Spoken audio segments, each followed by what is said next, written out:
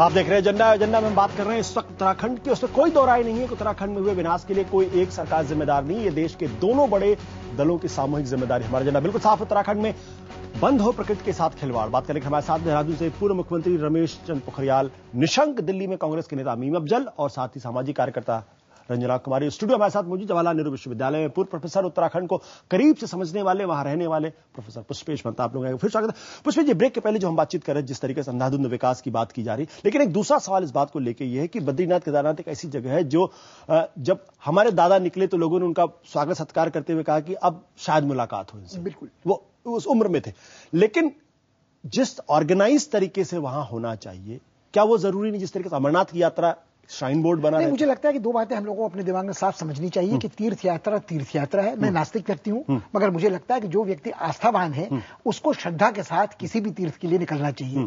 जब आप जियारत के लिए निकलते हैं, हिजरत पे निकलते हैं, आप हज की यात्रा पर निकलते हैं, तो आप स्वीकार करते हैं कि सऊदी अरब जो हिफाजत करता है मक्का शरीफ की, मदीना की मस्जिद की, पाक मस्जिद की, कितने लोगों की तादाद कब उस यात्रा को करेगी, किस तरह से करेगी। और हम धर्मनिरपेक्ष राज्य होने के बावजूद एक अनुदान देते हैं जो इस्लाम में इसकी कोई इजाजत नहीं है। और इसी तरह से जो लोग यरूशलेम में जाते हैं, ईसाई हो, यहूदी हो, जिनका पवित्र स्थान है, वो वहां के प्रशासन की निगरानी के तहत ही यात्राएं इस तरह की करते हैं। मुझे लगता है कि ये बात हिंदुस्तान अमरनाथ यात्रा को लेकर भी हमारे यहाँ दुर्भाग्य से इस तथाकथित धर्मनिरपेक्ष राज्य में आस्था के प्रश्न को सार्वजनिक जीवन में एक अंधविश्वास को प्रचलित किया जाता है। कुंभ मेला होगा तो भगदड़ मचेगी, अगर शबरीमल का मेला होगा तो भगदड़ मचेगी, कुंभकोणम का स्नान होगा तो भगदड़ मचेगी, लोगों की जाने जाएंगी।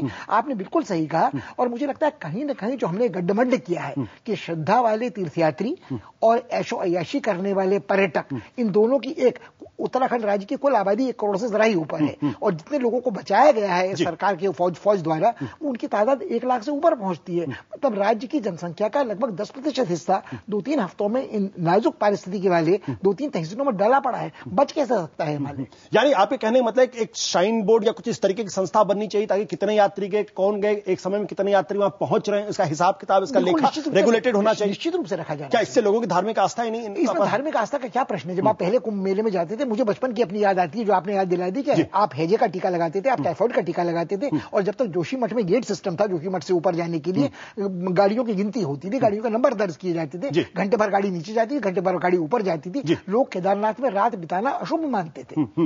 निशंक जी, ये बंदोबस्त क्यों नहीं किया जा रहा था? क्यों नहीं रजिस्ट्रेशन होता था अमरनाथ यात्रा की तरह? लंबा चौड़ा चल गया। निशंक जी, मेरा सवाल आपसे है, कि तीर्थ यात्रियों का एक माफ कर, लगता है निशंक जी से मेरी बात नहीं हो पा रही है। रंजना जी, ये सवाल जो मैंने पुष्पेश जी से पूछा, ये सवाल आपसे भी है।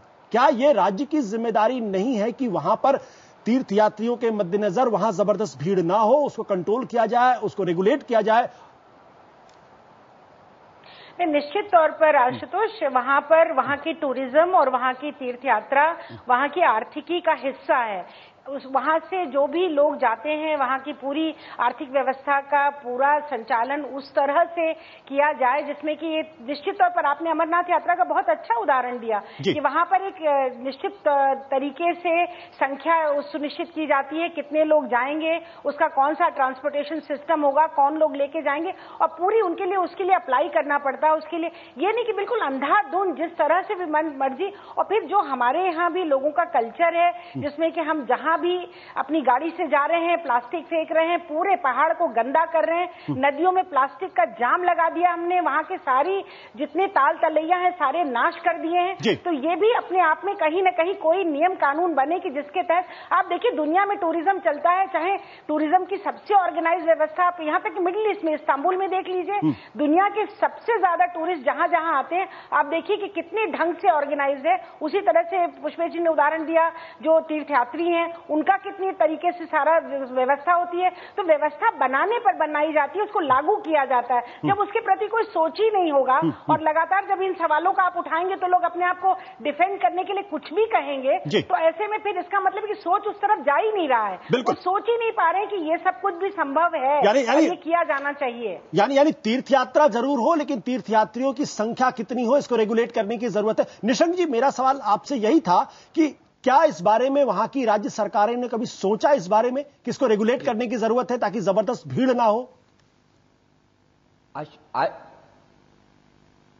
आशुतोष जी हम लोगों ने गंगोत्री से आगे जाने पर रोक लगा दी थी। उसके बाद गंगोत्री से आगे ग्लेशियर तक कोई नहीं जाता है, सिर्फ इसीलिए जी जो अभी चर्चा हो रही थी, रंजना जी कह रही थी कि ये जो चारधाम यात्रा है बाकायदा इसका पंजीकरण होता है, बाकायदा रजिस्टर्ड होता है, बाकायदा लोग जाते हैं। लेकिन अभी जो कांग्रेस के हमारे मित्र बोल रहे थे, मुझे अफसोस हुआ कि उन्होंने कहा कि न तो मृतकों की संख्या बताई जा सकती है, न लापतों की संख्या बताई जा सकती है।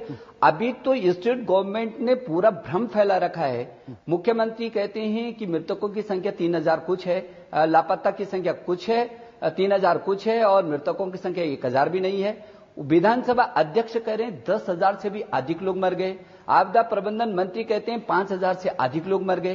तो सरकार ने स्वयं भ्रम की स्थिति पैदा कर रखी है, सरकार को कुछ मालूम ही नहीं है। लेकिन बिल्कुल मैं आपकी बात से सहमत हूं, रंजना की बात से सहमत हूं कि इन धामों में किस संख्या में वहां पर लोग जाने चाहिए, इसकी व्यवस्था है जी। उन नीतियों का, उन नियमों का पालन नहीं हुआ। अभी जब इतनी बड़ी दुर्घटना हुई तो ऋषिकेश में रजिस्ट्रेशन होता है, बसों का होता है, गौरीकुंड में घोड़ों के ऊपर जितने लोग गए हैं पहले उनका रजिस्ट्रेशन होता है जी। और हर स्थान पर चेकिंग है।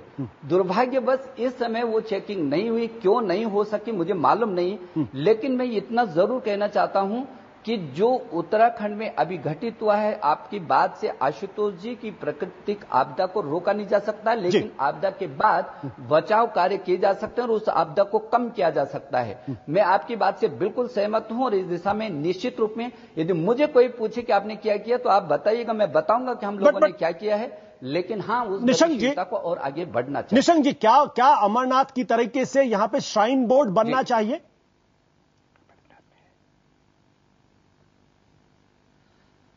मैं ये समझता हूं कि मुझे कोई गुरेज नहीं इसको कहने में कि बनना चाहिए। अभी भी बद्रीनाथ केदारनाथ टेम्पल कमेटी है, वो गवर्नमेंट के अधीन ही है। जो गंगोत्री और यमुनोत्री का है, उन पंडा लोगों के साथ 2 मीटिंग करके हम लोग उसी लाइन पर चल रहे थे और उनकी काफी कुछ सहमति भी थी जी। एक बार बैठ करके लोगों को भरोसे में लेकर के उस लाइन पर काम किया जा सकता है, कोई दिक्कत नहीं। बिल्कुल। ये सवाल मैं इसलिए कर रहा हूं क्योंकि आप अगर अमरनाथ यात्रा को देखें तो वहां बाकायदा हर चीज पर ध्यान रखा जाता है। मौसम खराब है तो आपको आगे नहीं जाने दिया जाएगा, अगर वहां पे कुछ और खतरा है तो उसकी पूरी सुरक्षा के इंतजाम किए जाते हैं। लेकिन यहां पर ऐसा कोई इंतजाम नहीं होता, तो इसको ठीक से रेगुलेट करने की जरूरत है या नहीं है? नहीं होता ये तो नहीं कह सकते। हम लोगों ने भी सरकार में चलाया है और यदि हमको मौसम की जानकारी मिली तो कभी हमने इतनी भीड़ जो है कभी केदारनाथ जी में नहीं जाने दी है। मैंने कहा कि वो व्यवस्था बनी हुई है, सुरक्षा की व्यवस्था है, आपदा प्रबंधन की टीमें होती हैं, हर 10 किलोमीटर पर जो है व्यवस्था होती है।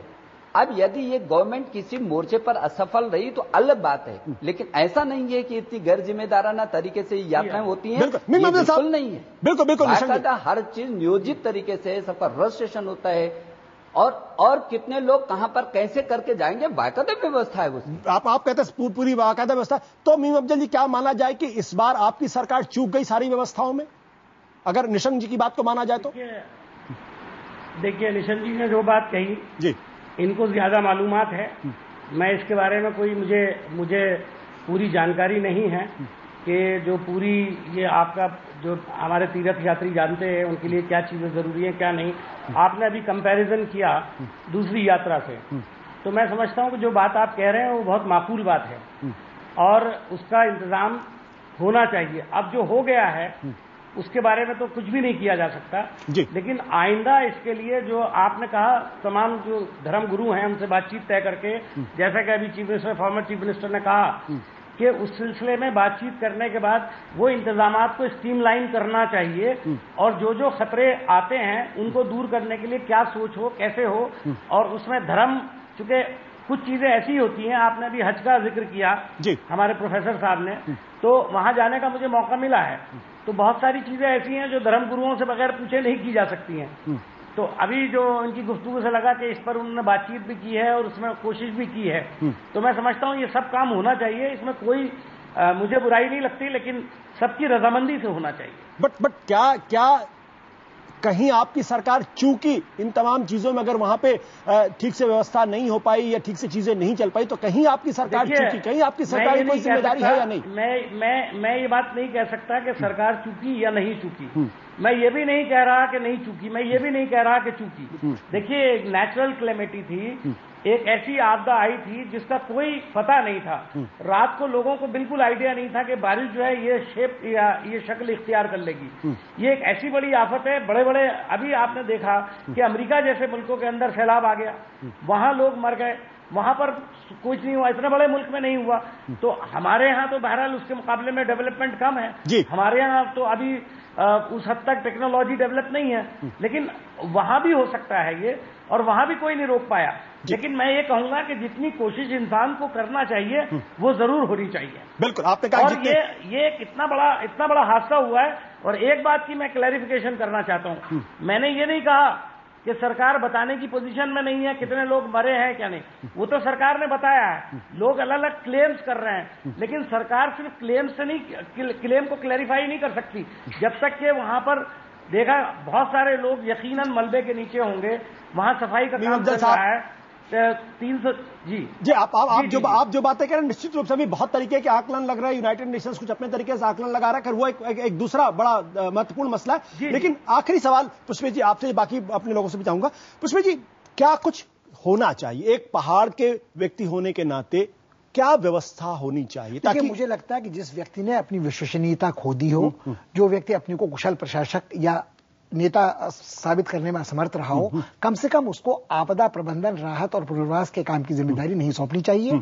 मैं इस तरह की मांग तो नहीं करूंगा कि पूरी सरकार बर्खास्त करनी चाहिए, राष्ट्रपति शासन लागू किया जाना चाहिए, मगर मुझे लगता है कि कांग्रेस को कम से कम अपने वर्तमान मुख्यमंत्री को, जो अपनी ताजपोशी से आज तक कुछ भी करने में समर्थ नहीं रहे हैं, उन्हें लोकप्रिय रहे हैं, ऊपर से यात्रियों के मद्देनजर किस तरीके का सिस्टम बनाना चाहिए? मुझे लगता है क्षमा कीजिएगा, यात्रियों से कहीं बड़ी मुसीबत उत्तराखंड के निवासियों की है, जिनकी तरफ अब तक किसी का ध्यान नहीं गया है। आपके संवाददाताओं ने देखा होगा कि जब मीडिया की निगाहें पर्यटकों और तीर्थयात्रियों से हटेंगी तो पहाड़ वाले अपनी दुस्वप्न जैसी जिंदगी जीने को तब भी विवश होंगे। उनके बारे में सोचना चाहिए। रंजना जी, आपको क्या लगता है, क्या कुछ किया जाना चाहिए? देखिए, विकास के खिलाफ कोई नहीं है, लेकिन विकास की सीमाओं को समझ के वहां विकास, जब तक वहां के लोकल लोगों को, जो वहां के मूल निवासी हैं, उन लोगों को शामिल करके विकास की रणनीति नहीं बनेगी, तब तक वहां पर इसी तरह की जो भूमाफिया, सरकारी लोग, राजनीतिक लोगों का जो तंत्र है, ये चलता रहेगा और वहां के लोगों का जो नुकसान इस समय हुआ है उसकी भरपाई नहीं हो पाएगी। इसलिए जो पर्यावरणविद हैं, जो वहां के लोकल लोग हैं, उन सब लोगों के सुझाव से जो वहां विकास की रणनीति बने और पूरे हिमालय क्षेत्र के लिए बने, क्योंकि आज यहां आपदा आई है, कल कहीं और आ सकती है, इसको कोई रोक नहीं सकता, ये बात सच है। लेकिन इससे जूझने और इससे निपटने के लिए जो रणनीति बननी चाहिए वो पूरे हिमालय क्षेत्र के लिए साथ साथ बननी चाहिए। बिल्कुल, आपको कहता है सिर्फ उत्तराखंड के लिए नहीं बल्कि पूरे हिमालय क्षेत्र यानी पहाड़ी क्षेत्र को लेकर एक रणनीति बननी चाहिए और उसका एक तरीके से सार्वभौम तरीके से उसको लागू करना चाहिए। निशंक जी, मेरे पास सिर्फ 1 मिनट का वक्त है। एक पूर्व मुख्यमंत्री होने के नाते अब पूरी व्यवस्था को कैसे चुस्त दुरुस्त किया जाए, क्या क्या पैरामीटर्स स्टैब्लिश किए जाए? मैं समझता हूं जितना अब ये, क्योंकि राजनीति का विषय नहीं, ये उत्तराखंड के अस्तित्व का विषय है, इसलिए हम पूरी ताकत के साथ, हम शुरू से कहा है हमने कि हम पूरी ताकत के साथ जुटे हैं और हर मोर्चे पर सरकार का सहयोग देंगे, उत्तराखंड के लोगों के साथ खड़े हैं। लेकिन यदि 4 दिन तक जो सरकार को पता ही न चले कि इतनी बड़ी आपदा आ गई और हजारों लोग 4 दिन बाद भी कहें कि 40 और 50 लोग मरे हैं, और यदि आप वहीं की विधायक जो कांग्रेस की वो कह रहे हैं मेरे ही आसपास में 1000 लोग मर गए, दूसरे कांग्रेस के विधायक कहते हैं शासन असफल हो गया, तीसरे विधायक कांग्रेस के डीडीहाट के उधर धारचूला के वो धरने पर बैठे हैं, तो ऐसी स्थिति में हर मोर्चे पर विफल और केवल विफल। विषय इस बात का नहीं, आपदा हमने 2010 निशंक जी माफ करेगा, वक्त मेरे पास बिल्कुल खत्म हो गया। ईमानदारी से जिस तरीके से बोला गया कि ईमानदारी से निष्ठा से किया गया, तो इसलिए यदि सुषमा स्वराज जी ने इस बात को उठाया। निशंक जी, आई एम सॉरी सर, मेरा समय बिल्कुल खत्म हो गया। माफी के साथ मुझे आपको यहीं पर रोकना पड़ेगा। लेकिन महत्वपूर्ण सवाल इस बात को लेकर यह है कि जो कुछ भी प्रक्रिया हमको देखने